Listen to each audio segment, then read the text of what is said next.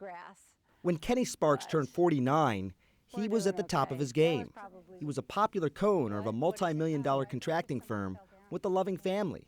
He had it all. But things began to change for him. He was stumbling over words and being in the middle of a sentence, and he would forget what he was saying. But at almost 50, I think we all tend to do that. Cheryl Sparks thought it was stress, but Kenny became more agitated, depressed, non-communicative. During a family trip to Paris, he hardly spoke. His children knew this wasn't their dad. He tells stupid jokes all the time. He wasn't telling jokes. He wasn't talking with us, and he was just sitting there with a blank stare on his face. He was honestly the most healthy person, nutrition conscious. He would go to the gym every day, swim for hours on end, and he was polishing off gallons of ice cream. After several doctor's visits, Cheryl finally talked her husband into seeing a specialist. What she learned was shocking. He couldn't draw a clock and put the hands on it to say what time it was. She feared he might have the onset of Alzheimer's. So when doctors told her Kenny had a condition known as frontotemporal dementia, or FTD, she was relieved. I was thankful it wasn't Alzheimer's.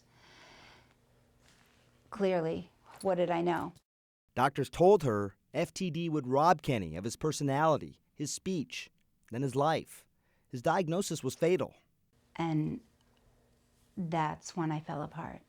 Frontotemporal dementia is a degenerative disorder that damages the cells in the anterior temporal and or frontal lobes of the brain. Typically diagnosed in people in their 50s and 60s, the disease affects the area of the brain that manages reasoning, social awareness, memory, causing changes in personality and judgment. Although it takes on different forms, it eventually leaves a patient in a state of confusion and helplessness. What's particularly frustrating for family members is that the patients don't seem to have much insight into the difficulties that they are having, or the difficulties that they may be causing for others. Although FTD affects approximately 250,000 Americans, it's becoming clear more people suffer from the condition, don't even know it. According to the Association for Frontotemporal Dementias, that's not unusual. There is a great lack of awareness among physicians. So the journey to diagnosis, many of our families, it takes 5 or 6 years, and they go through a series of misdiagnoses. The association is trying to get the word out by offering information on support groups and resources for physicians and families on their website. For the Sparks family, it's been a difficult waiting game. Since he stopped working, Cheryl has been Kenny's 24/7 caretaker for 4 years. Although he goes with a therapist several times a week to give Cheryl a break, keeping up with him can be exhausting. His need to be with me constantly is because he feels safe.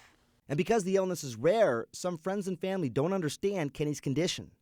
But his wife and his children, well, they do. And to them, it's devastating to watch him slip away. When he has his bad days and he lashes out, it makes it hurt more. So it's almost easier to separate yourself and just look at it as the disease, which is also hard because at that point you're mourning the loss of somebody. Then you have to start to accept that your dad's gone. actually gone and it's just the disease. It's knowing that the man I thought I was going to grow old with, I'm not. Bye. I love you. Dr. Sanjay Gupta, CNN, reporting. Nice meeting you.